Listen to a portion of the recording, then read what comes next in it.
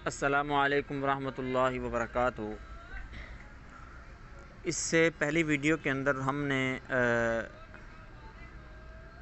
اسلام 360 app کا جو ہے ہم نے پہلا حصہ سیکھا تھا۔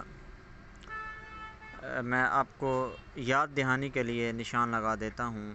ہم نے سیکھا تھا یہ ہوم پیج، اور اس ہوم پیج کے اوپر آنے والے جتنی بھی یہ ساری چیزیں ہیں یہ ساری سیکھی تھی۔ تو آج ہم، اگر آپ نے پہلا حصہ نہیں دیکھا تو میں ویڈیو کے نیچے ڈسکرپشن کے اندر لنک دے دوں گا، تو آپ وہاں سے دیکھ لیں کہ پہلا حصہ۔ اس کے بعد ہم آتے ہیں اسی پرانی ترتیب کی طرف۔ اس میں سب سے پہلے یہ دیکھیں، یہ آتا ہے شروع میں قرآن لکھا ہوا، ٹھیک ہے۔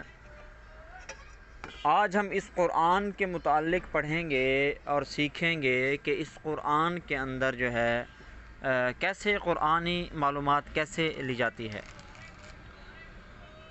یہ دیکھیں، ہم نے قرآن کے اوپر ٹچ کیا۔ اب قرآن کے اوپر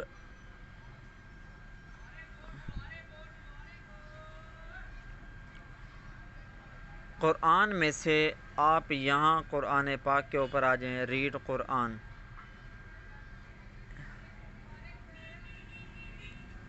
یہ بائے سورہ بائے پارہ۔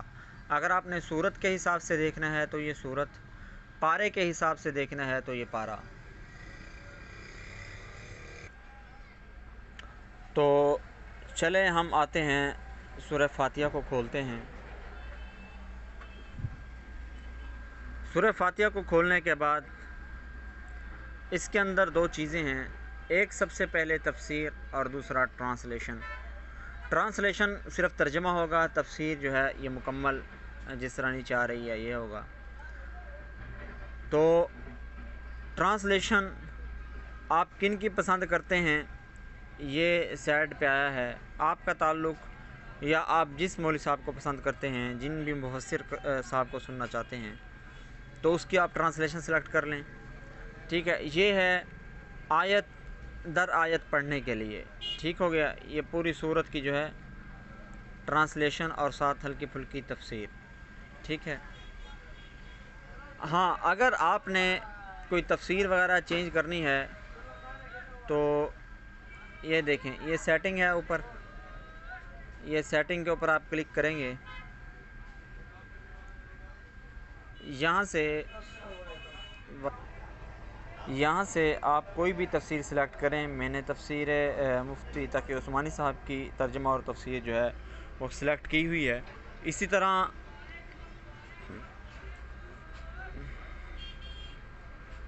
اچھا، یہ تو ہو گئی یہ چیز۔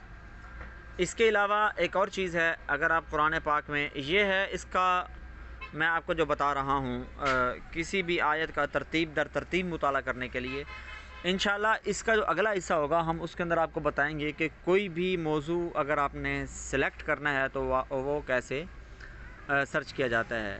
تو لہٰذا ہم اب اس کے بعد ہم آئیں گے یہ دوبارہ 3 ڈاٹس کے اوپر، 3 ڈاٹس کو ہم کلک کریں گے تو یہاں پر آپ دیکھیں یہ ہے ڈیٹیل۔ ہم ڈیٹیل کے اندر آئیں گے۔ ڈیٹیل کے اندر آنے کے بعد سب سے نیچے دیکھیں 3 چیزیں ہیں۔ ان 3 چیزوں میں سب سے آخر میں ہے، یہ میں نشان لگا کے آپ کو بتا دیتا ہوں، یہ ہے روٹ ورڈ، ٹھیک ہے۔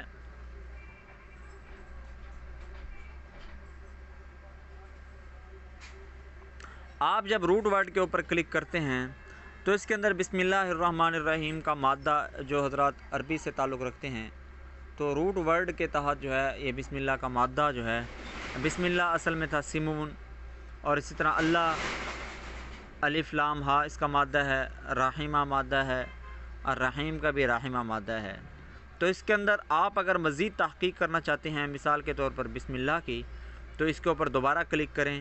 تھوڑی دیر کے بعد آپ حضرات کے سامنے یہ سب کچھ شو ہوگا۔ اچھا، آپ کو ایک مزے کی بات بتاؤں، آپ 10 12 15 20 کتنی بھی کتابوں کا مطالعہ کر لیں، اگر آپ نے وہاں پر مطالعہ کیا ہوا ہے تو یہ تحقیق آپ کو ضرور سمجھ آئے گی۔ اس کے اندر لغت اور عربی محاورے، عربی اصطلاح اور بہت کچھ اس کے اندر جو ہے قرآن پاک کی مثالیں ہیں۔ انشاءاللہ جب آپ خود پڑھیں گے تو آپ کو سمجھ آئے گا۔ تو یہ ہے اس کا طریقہ کار۔ اچھا، اس کے بعد جو آتا ہے یعنی کہ بسم کا اصل مادہ ہے سمون۔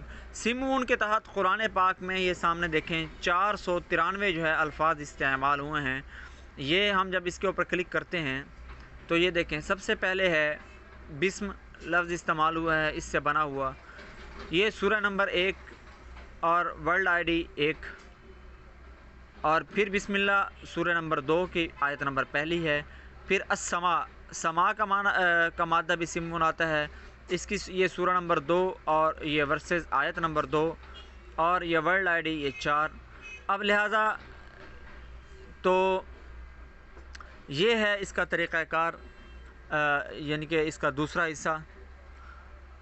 تو انشاءاللہ امید ہے کہ آپ کو قرآن پاک کی یہ ترتیب سمجھ آ گئی ہوگی۔ اب اس کے بعد انشاءاللہ اگلا حصہ جو ہمارا ہوگا، میں اس لیے ویڈیو نہیں بنا رہا کہ ویڈیو زیادہ لمبی نہ ہو جائے، آپ حضرات کو تکلیف نہ ہو، تو